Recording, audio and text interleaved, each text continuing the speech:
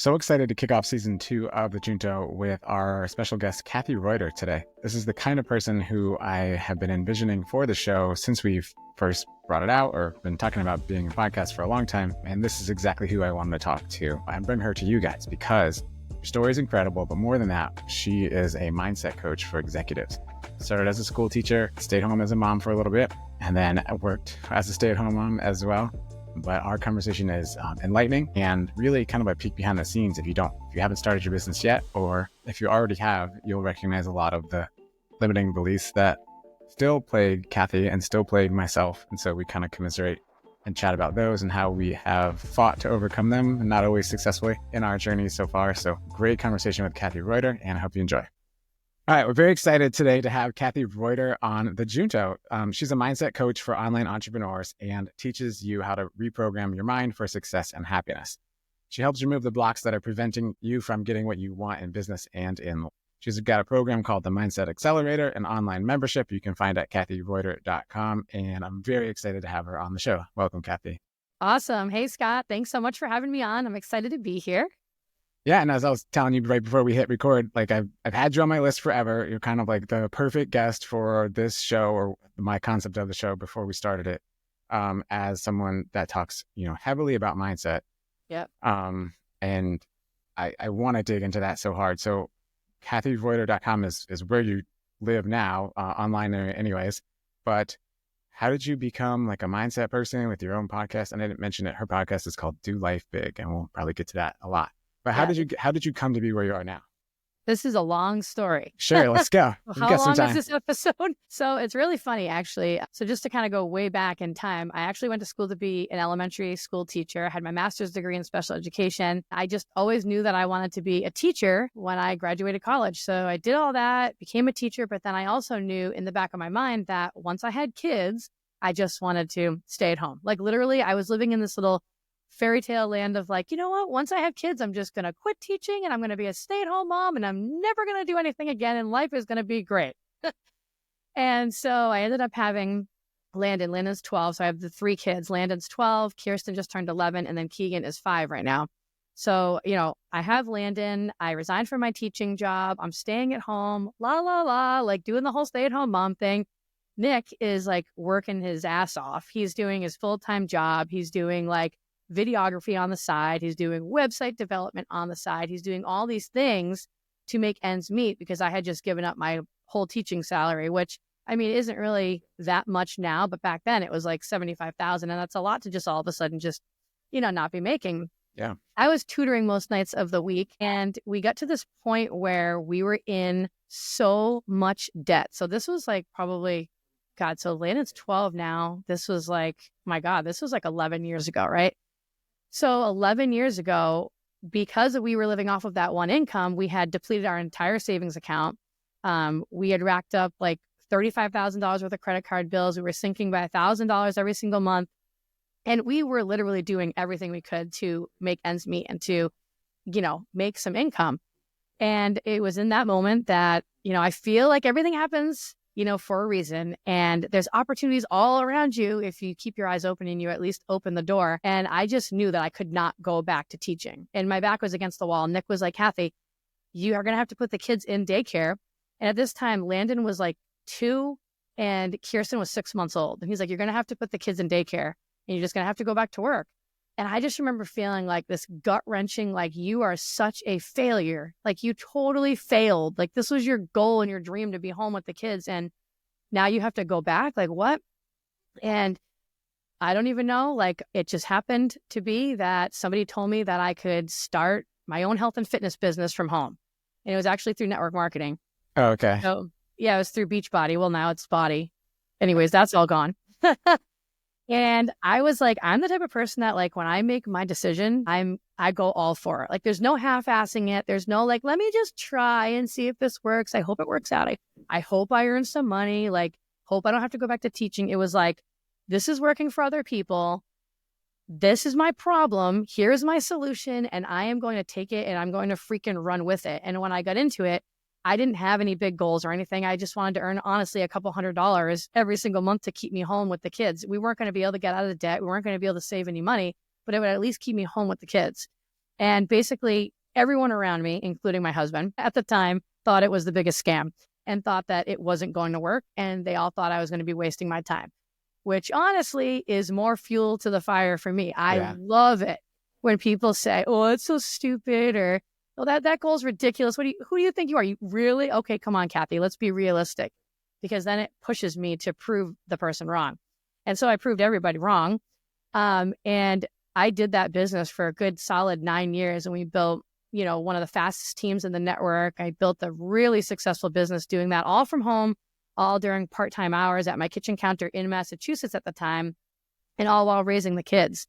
And while I was mentoring all of these women, I noticed this one common theme, because I was not only teaching them how to get healthy and fit from home, but I was also teaching them how they could earn more income to be home and spend more time with their families. And I was noticing, as I was mentoring all these women through the years, that there was this missing link. It wasn't that these women didn't want the dream to become their reality. It's not that they weren't even putting in the work.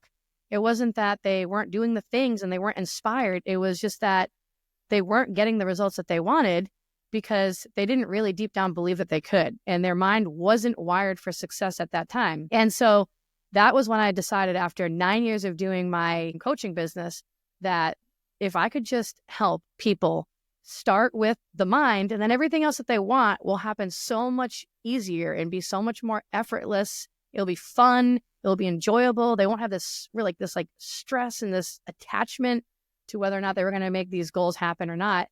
And that's when I decided, you know what? And again, when I make a decision, there's no let me just kind of think about it. Yeah. Although I did go through a phase where for 2 years, I'm kind of all over the place with this story. Sorry, but it's a long journey. I love it.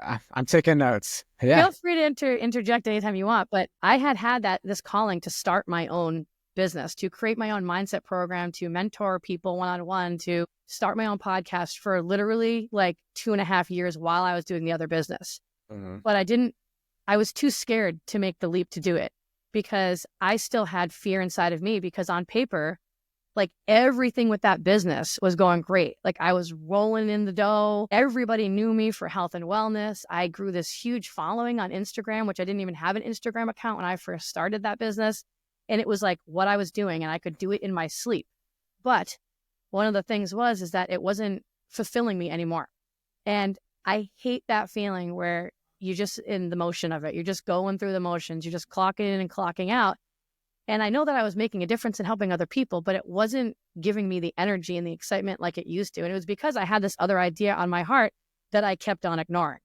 And, it's it will continue to get louder and louder until you actually act on it. And so finally, 2.5 years later of dragging my feet, I was like, let's draw the line in the sand. You're not starting over, because I had it in my head that okay, I've been doing this for 9 years. Now I'm starting back at the bottom again. I'm not starting back at the bottom again. Right? Everything that I've learned over those last 9 years, I was going to take with me. I was actually way ahead of the game.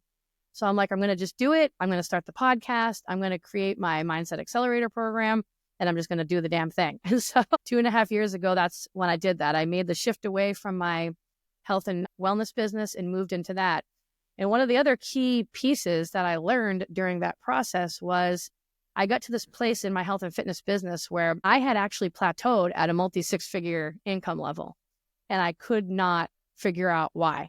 And I was doing all the things. I was all right, let me just hire another business mentor. If I can just read some more PD, if I can 10x what I'm doing, if I just work a little harder, if I grind a little more, if I just make a little bit more sacrifices, stay up a little bit later, wake up a little bit earlier, and just keep going, then it will eventually happen.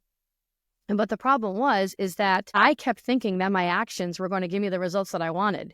And this is where most people go wrong. They think that it's just the doing, but it's not. It's the being behind the doing that gives you the results that you want. And the being is really all the thoughts that you have about yourself and what you're really capable of doing. And I had looked at that roadblock, that income plateau, as me being a failure. Because I'm at this income plateau, I'm a failure. I'm not I'm not meant to go as far as I had hoped with this business. And it wasn't until I actually figured that out and learned how to really just reprogram my mind and reframe failure, I wasn't able to break through that income block until then. And so I was so many people get to this place in their business where they're plateaued. They think this is it. this is as far as I'm going to go. Like, who am I to have these big goals anyways? They have a hard time like separating themselves from just being present with their kids. Like when they're with their kids, they're constantly thinking about, oh man, oh, my business and this and that and the other thing. And then when they're working their business, they have all this guilt for not being with their family. And so it just kind of helps get rid of all of that. And so, yeah, it's been about 2.5 years now where I know it's long-winded, where I've put the health and fitness business aside. And now I just focus on my mindset business, which is so much more in alignment and so much more me. I mean, it's literally what everybody knew me for anyways in the previous business. You know, I'd go on all different kinds of team calls and speak to the leaders and their teams and help them with mindset. And so I'm like, duh, clearly this is what you should be doing. Yeah. All right. I have so many questions. So let's go backwards a little bit. It was a lot, I know. No, and I love it. And I want to pick up that story in a second from like when you took the leap and where you are now. But kind of, you mentioned a couple things there. But I first want to highlight that somebody who went from 75,000 to zero, and then, you know, not blink of an eye, probably took you 9 years, but then felt like a failure at 200,000+ in your business. So just kind of like, no matter where you are and how successful others think you might be, like your husband and all your friends thought you were crazy. And then now you have 6 figures. They're probably like, you made it. And you're like, I'm a failure. And so... Right. And so that's just crazy to me how we can do these things and convince ourselves of these thoughts or believe the thoughts that we have of ourselves. I know. I was really attaching myself too much to like the goal and the income. It was almost like I was like, if my income isn't growing, then I'm not making an impact and I'm just not cut out really for this type of thing. And then you get in your head, and you know how that is, right? And then it's in your subconscious, and those thoughts are behind every single action you take. And oh my God, it was hell. Attorneys will sometimes reach out to me and be like, you have what I want. And I'm like, I'm figuring it out still. You're like, I've been doing this for close to 10 years and like, I still am figuring it out too. Oh yeah, definitely. So you never stop learning. I mean, there's always going to be another roadblock. There's always going to be another bump in the road. Yeah. Normal. And I mentioned briefly, like somebody in our Origins Incubator program last year on an office hours call, because we incorporate a lot of mindset into this program too. And it's for physicians building their practice. So we help about 30 to 40 people a year kind of build a practice. And one of them asked me, because Linda and I both did a lot of mindset training as well. And then she goes, when does it get easier? And I tried not to laugh. And I was like, I flippantly was like, it doesn't. You know, it just doesn't get easier. But on reflecting, I think it does. The thing that you're struggling with today gets easier, but then a new challenge arises. And so yeah, exactly. I think, and it doesn't keep you down like so long. You know what I mean? It doesn't stop you in your tracks so long. Like you're able to really see and understand that this is really all part of the journey and being an entrepreneur. And it's like, you signed up for this, like, right? And so it's going to continue to happen, but it doesn't slow you down as much as it used to before. You're able to see, oh, okay, like this is happening for a reason. Like, what am I going to learn from this here? And I think one of the biggest things that I had to learn while going through that was to not make these roadblocks or failures mean anything negative about me as a leader and as an entrepreneur. And I think that's where most people go wrong. They attach the meaning to themselves instead of just keeping it neutral. Like, it is what it is. All right, your income is plateaued. That's it, right? Instead, we go like, oh, the income's plateaued. That must mean I don't have what it takes. That must mean I'm not smart enough. That must mean I'm not going to get to the next level. Or, we say all these stupid stories. Yeah. It's all bullshit stories. Yeah. And I just think it goes back to like, there's a gap in skill or knowledge that you have. And so one, that's scary. And two, it feels like such a hill to climb. And so I want to bring that back to, you said you were dragging your feet, holding you back because you wanted to start this current business for 2+ years before you did it. What was it that was holding you back? Was it fear? Was it uncertainty or imposter syndrome or all of the above? Or... Yeah, it was fear, and it was me, looking like a beginner again. Being a beginner again. Like, I already did that. Like, I was already at like $0, and people were already telling me, oh, that's so dumb. Like, that's not real. That's not going to work for you. And then I did it. And it was like my whole life. Like, I eat, sleep, slept and, breathed that business. And it was who I was. And people literally thought I was nuts for wanting to do something else, because they're like, why the hell would you even want to do something else? Like, you're making a tremendous amount of income. Like, you're home, you can do what you want. You've moved to Florida.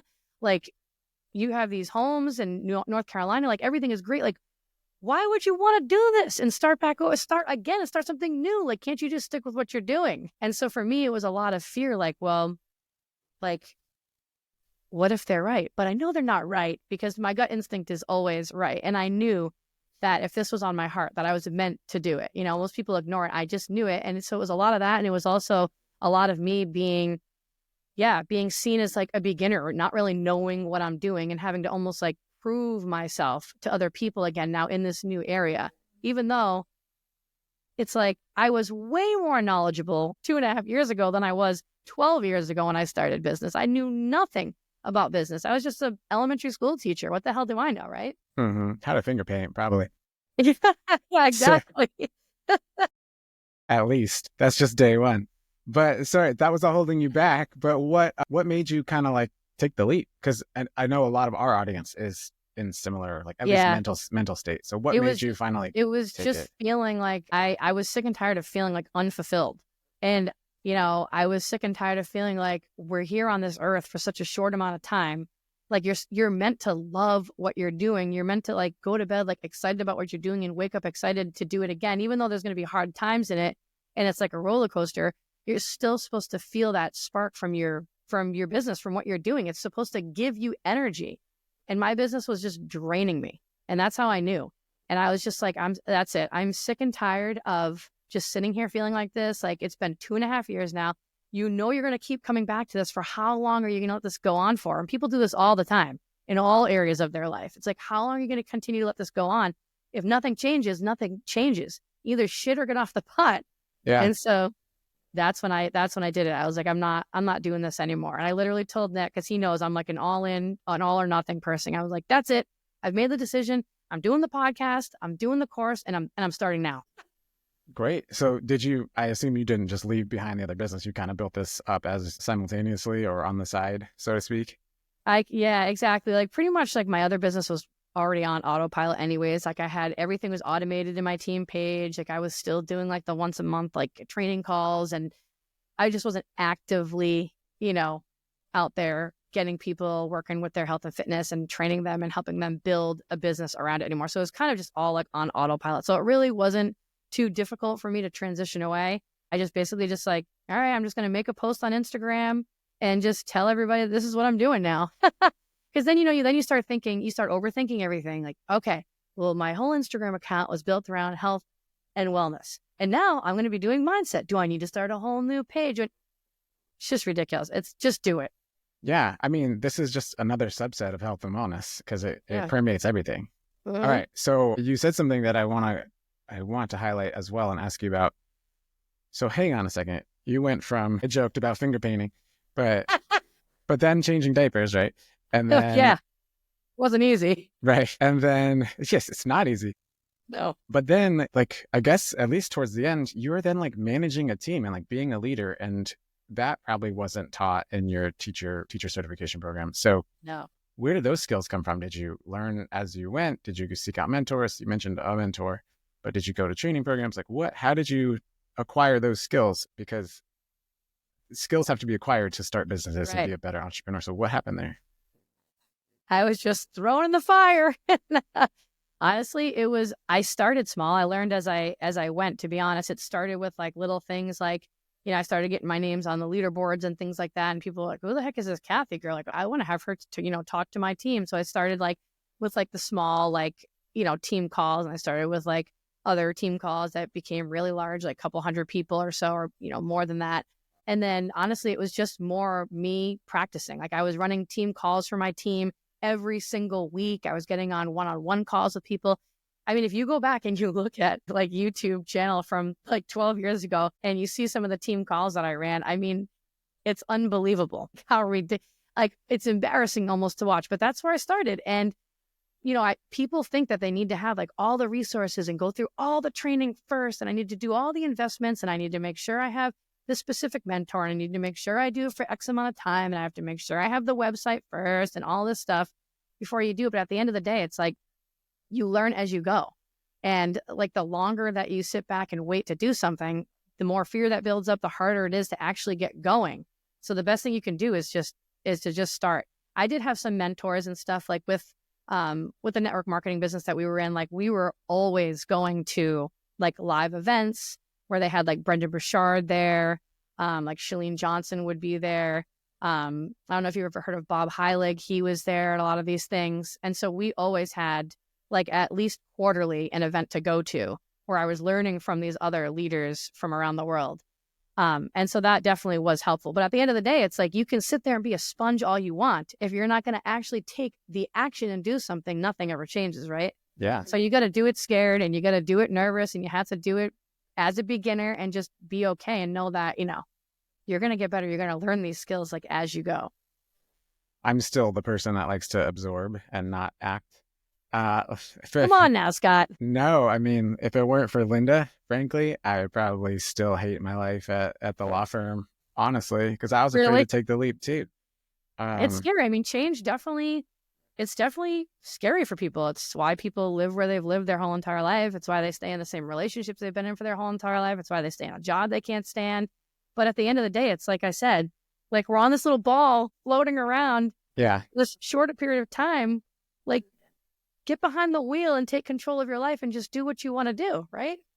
Yeah. And my longtime listeners, and this will surely be like in the first 10 episodes, so not many of you, but some of the people are going to start to get tired of me talking about this. But like the same month I left my firm, I listened to the founder of Sam Adams, and he was asked on an interview, were you afraid? Because, he didn't have any brewing experience. And he said, no, I was more afraid that I would be in my accounting job 40 years from now than never take the leap and not take the chance and just hate and wonder what if. So I think that's exactly. I love that little vignette.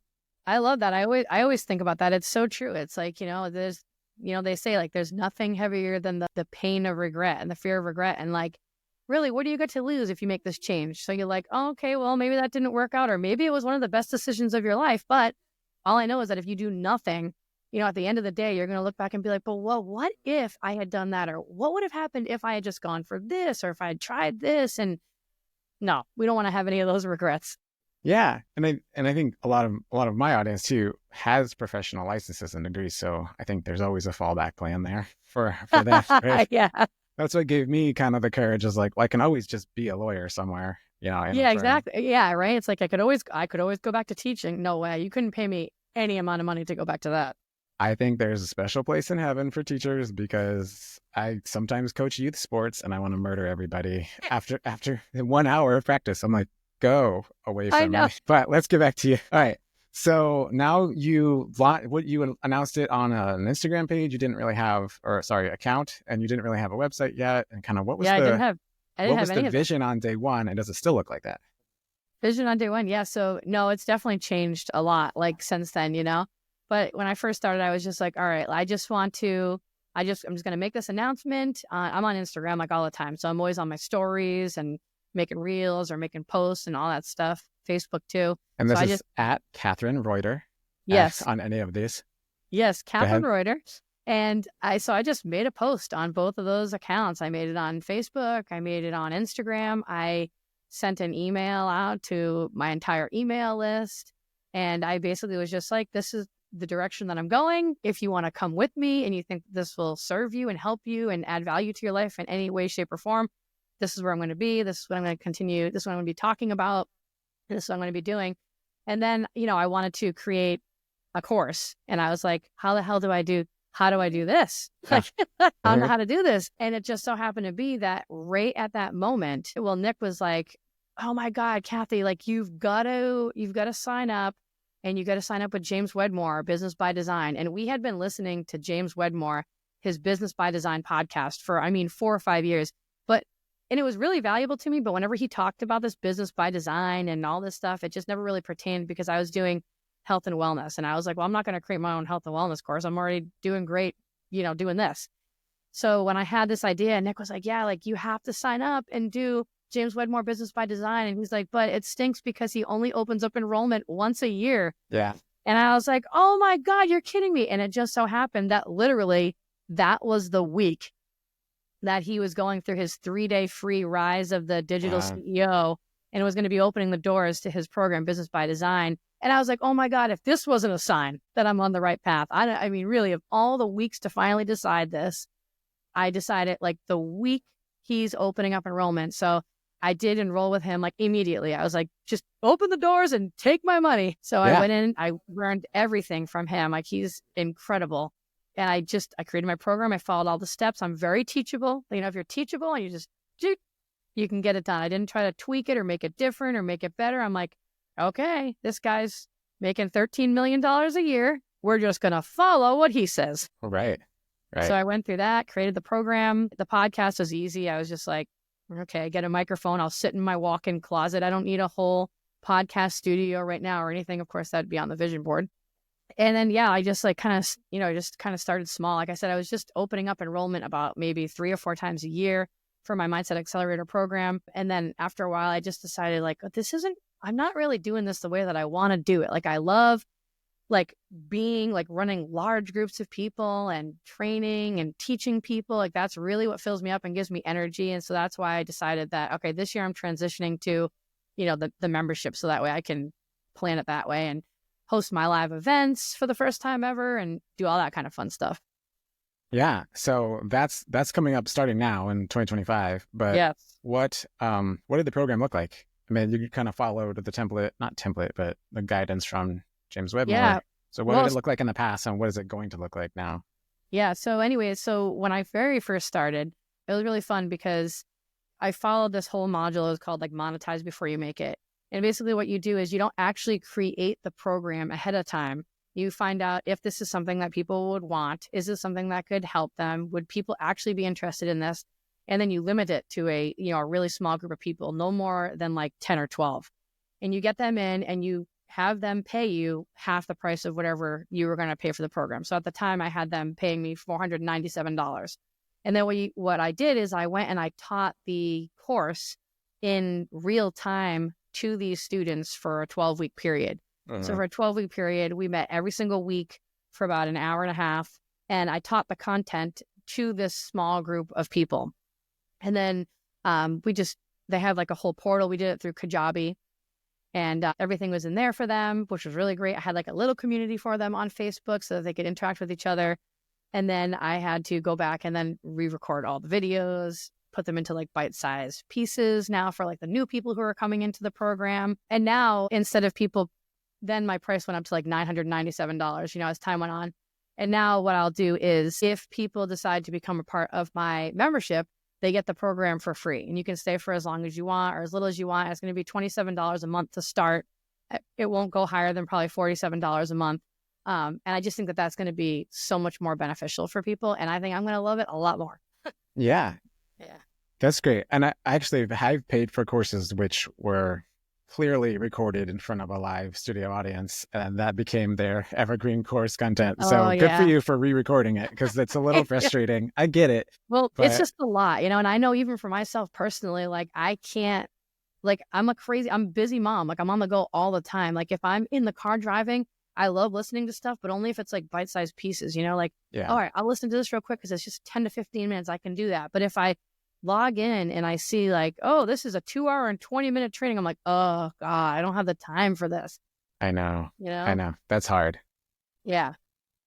Okay. So we've got, by the way, her podcast is Do Life Big. And if I never really do this, but you should go listen to it because it's amazing. It's Do Life Big podcast. Thanks. And it's exactly what I love. It's all mindset. And a lot of them are short, like 15, 20 minutes. So just what she's saying. Some of her interviews go a little longer, but definitely worth it, especially if you're just 15 or 20 minutes away from the store. Yeah, exactly. Getting ready in the morning. I know myself personally, when I'm getting ready every morning, I always put on a podcast or something, anything. I'm always listening to something. I know. I'm with you on that. But at the same time, I try to sometimes just have nothing going on in my brain. Like, so I'm not reaching for my phone. But when I'm walking my dog, I stick earphones in and just go. I know. Well, they do say you're supposed to spend the time sitting in the silence. Have you ever done that? No. Does it work? Sounds awful. It's really right. I know. Like, get myself away from me. Right. Yeah, I don't they have to say, confront my own thoughts and yeah, feelings. exactly. That's It's like, I weird. don't want to deal with that. I just kind of want to put that away in a little compartment and never open it up again. Right. But Yeah. no, they do say that sitting quiet and having just like even just 2 minutes of silence, like, eyes closed, no sounds, no distractions. It can just help you bring clarity, especially if like you're wondering, what should I do next? Should I do this or should I do that? I'm kind of unsure. If you sit in the silence and ask yourself, the answer will always pop up. So I wonder if that's why most people's ideas come in the shower, because there's no probably. distractions Yeah, I know, besides right? yourself. It's And then true. I just let the Yeah. water hit my head and stare at the wall for a long time. I did. I know, me too. Sometimes I'm like, what are you even doing? It'll get cold eventually, Exactly. Eventually have I to get use all out. the hot water in the house. All right. So this is hilarious. But so Yeah. how do you help people? Like, would you program? We talked about your program kind of like loosely around the edges, and we talked about mindset, but like, what would you say is maybe your core person that would come in, and how do you help them? Yeah. I mean, typically, so this is the person that comes to me. I work with online entrepreneurs. I mean, I can obviously help anybody, but it's primarily online entrepreneurs, like they're course creators, they're coaches, they're network marketers, they're in direct sales, and they've been at an income plateau for at least 3 months. And they are doing all the work, they're doing all the things, but the needle is not moving in their business and they don't know why. And so they come to me for help because what has happened is some kind of failure or roadblock has happened and they just need to learn how to like reframe that failure. Oftentimes they get stuck in like perfectionism. They're in the perfectionism trap. They're in the procrastination trap, and they're just kind of riding this basically entrepreneurial, roller coaster, income roller coaster. And they feel drained and they feel stressed out about their business, and they want their business to give them life and to give them energy, and they want to feel light, but it just doesn't because they're so attached to that goal that they wanted or that income that they wanted to make that they're not making yet. And so those are the people who come to me, right? I have had like really high achievers come to me too, where like they feel like they're making 7 figures and they feel like they just cannot be present with their family still, that their business won't operate without them, that they have to be the one doing all the things. They have a really hard time like delegating because they think no one else can do it as good as they can do it. So I'll just do the work. And so these people are like super, super burnt out. So I help them get away from that and have more enjoyment and flow in their life. So how would you say, let's say for a friend, I'm asking, Yeah. but for somebody who does struggle with, let's go with perfectionism, because that's when they graduate degrees. And so we're very high academic achievers, and that rewards some perfectionism on some level. So what's got us to this point is great, but as an entrepreneur, not so great. So how would you help somebody get over this perfectionism hurdle, if you could? Yeah. I mean, I am a recovering perfectionist and recovering people pleaser and all the things. So I know what it's like. And what it is it's most of the times we're tying our self-worth to the external circumstance or whatever it is, right? And so it really is just being okay, knowing that, first of all, perfectionism doesn't exist. Honestly, I don't know if I can say this on the show or not, but you can just believe it out if you want to. But I mean, think about like if you see someone where they seem like they just have it all together all the time, it's bullshit. Yeah. Like it is such bullshit, right? Come on, like it is not. It's not real. Like it's just not real. It's not relatable. You're not able to build trust with people if you don't show like the mess along the way, and you don't show the mess ups along the way, and you don't show like, wow, you should have seen like this is really hard for me, but I'm going to keep doing it. And so I think it's just honestly just reminding yourself that things are never going to be perfect. Like they're never going to be perfect. And if you're telling yourself that they're perfect, you're just lying to yourself anyways, because it's just not. Just walking through it, walking through the hard times, being okay with, all right, like that was kind of a flop, and sharing it. I found honestly that the more that you actually talk about like when you have those fallbacks, those flaws, you're just so much more relatable. It helps you overcome it more. I just lost my train of thought too. I was going to say something else. There was one more thing. It was going to be good. I'm sure. It was going to be great too. Perfectionism doesn't exist. Yeah. God, I wish it would come to me now. Well, I'll give you a minute to capture your thoughts and just say, we were listening to the Moana 2 soundtrack the other day. And although that movie's not as good as Moana 1. I haven't seen it yet. I've been wanting to see it. It's not as good, But there's a line in one of the songs where a lady, I think she's a bat lady. It's kind of hard to follow the story, to be honest. But The bat lady? no, they're on the boat. All right, doesn't Oh, matter. But the line is like, perfection doesn't exist. There's the only thing you have is failure and learning. And then right. like the line goes like, there's like failure and learning and then death. And like, Yeah, that's it. That's all it there is. is. Right. It's true. I know. It's so true. I was actually just listening to my mentor, and he said something very similar to that. He's like, it's basically, you're in your own mind every day, and you got to be aware of these thoughts that you have, and you just got to take the garbage out. And every day you're going to need to take the garbage out. And every day you're going to take the garbage out forever and ever and ever until the end of time. And then you die. And it's like so true. But like people don't want to pay attention to that. Like, why do I feel like I need to be perfect with this? Why do I feel like I'm not good enough if I'm not getting straight A's or whatever and all that stuff? It's like, because you're attached. And they do always say, I've always learned like through the years that the more that you can detach yourself from something, the more you'll be able to move away from that need to feel like you're perfect or have to be perfect. It's just because like you are basically saying that like, I need this. This is like who I am. So it has to happen this way. And if it doesn't, and again, you're just making it mean something negative about yourself. It goes back to that. Like if I don't do this perfectly, if I don't appear this way when I'm presenting or when I'm speaking with someone or when I'm on this call or when I'm on this training, then that means blah, blah, blah, blah, blah. And you fill it in with what you want. So. Yeah. I mean, I've lately gotten into, and I'm sure you're familiar with at least the principles behind it, but like the Stoics or the Stoicism principles or philosophy. No. So Marcus Aurelius, Seneca, and Epictetus are kind of like the big three of this philosophy. But I mean, if I could boil it down to one sentence, it's the Serenity Prayer. It's like, oh yeah. Yeah. That's basically the entire philosophy in my view, and I'm just starting to learn about it. But I love that. That's awesome. Like we can control what we can control. And the other big thing is like, there's no good or bad, just what we attach to it. Yeah. So this is a thing that's happened.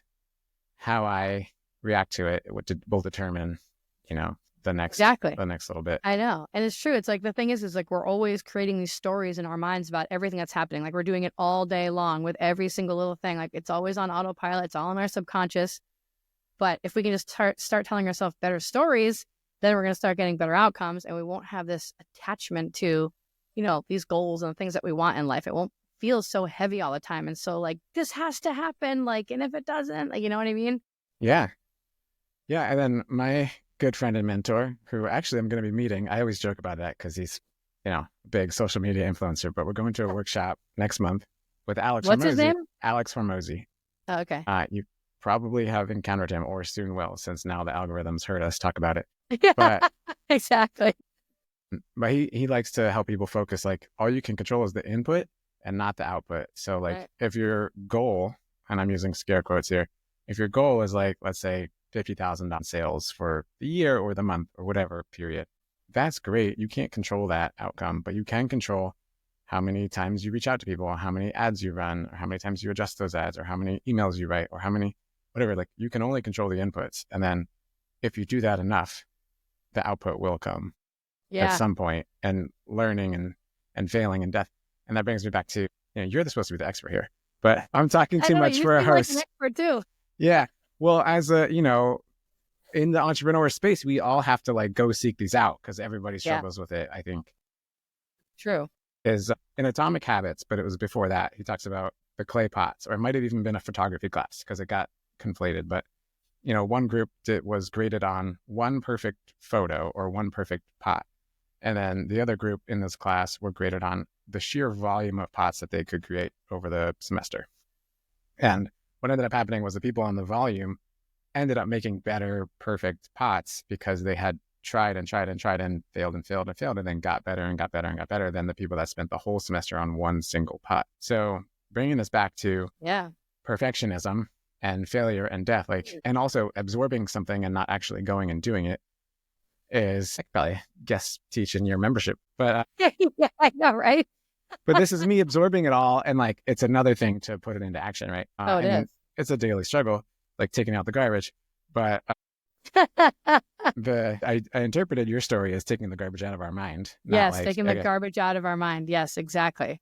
So that's something that I have to remind myself of a lot, and we end up reminding people who are in our business mentorship too.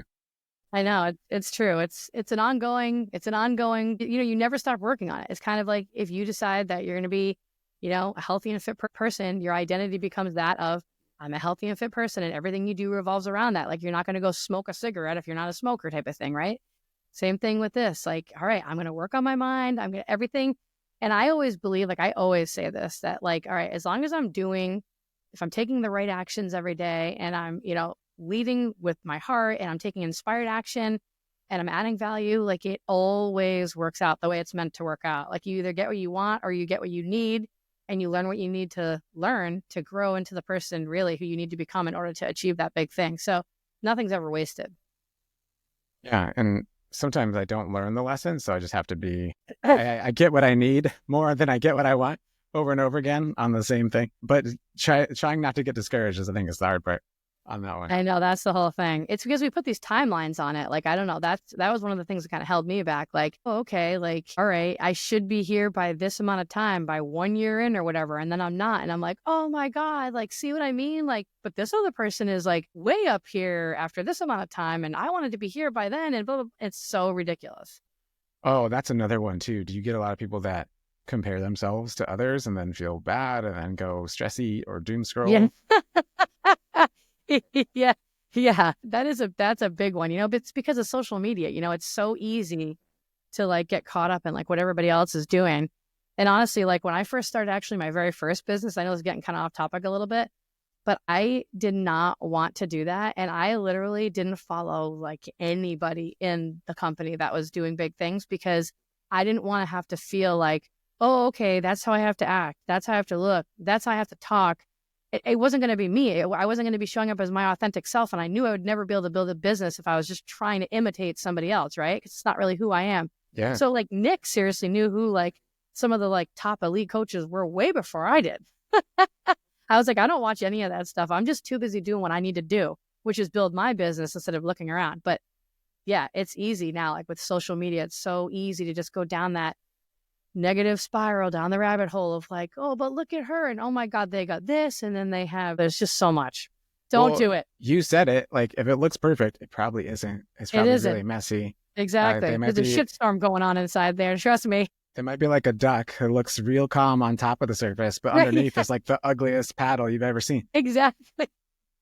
And we also help caution people to not compare your step 1 or 2 to somebody else's like step 12 or 22. Exactly. Right. I know. We all start there. It's like if you go back and look at my videos, like I said, from back in the day, it's like, oh my God, wow, I've come so far. But what do? It's either you do it or you don't do it.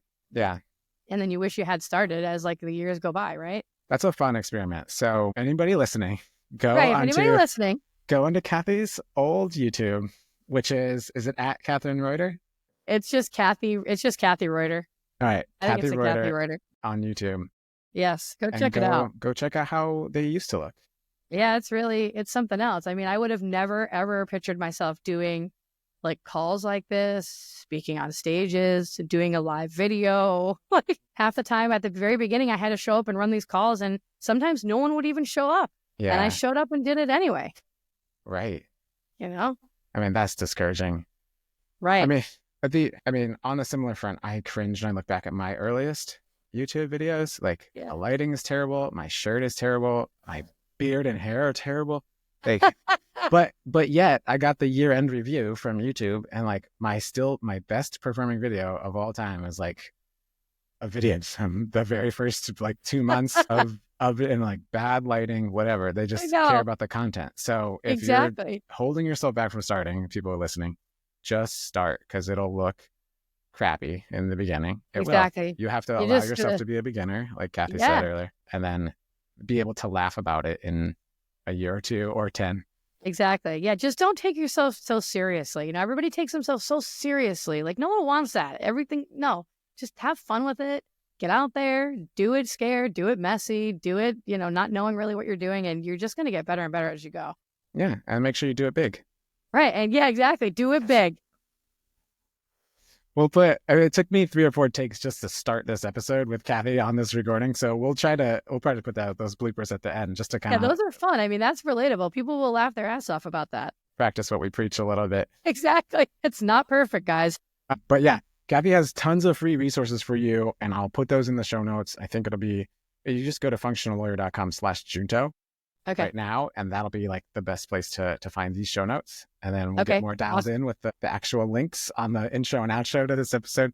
But functionallawyer.com/junto is where this episode lives, or you can find us on all, YouTube and all that. She's like, I just downloaded the other day. She's like, she has a think this, not that kind of handout, kind of just helping you identify some of these limiting beliefs, like it has to be perfect or all of that. And then that's a great free one. And then I think she has some others. She said she'd share with us as well if you're listening. So Yeah, and her the think website, this, not that is the think this thought not that is really good too, because if you think about it, right? If you think about it, no pun intended. Yeah. Like all the thoughts that you have right now are just all here because of a habit of you building in a habit of thinking a certain way on autopilot for your whole entire life.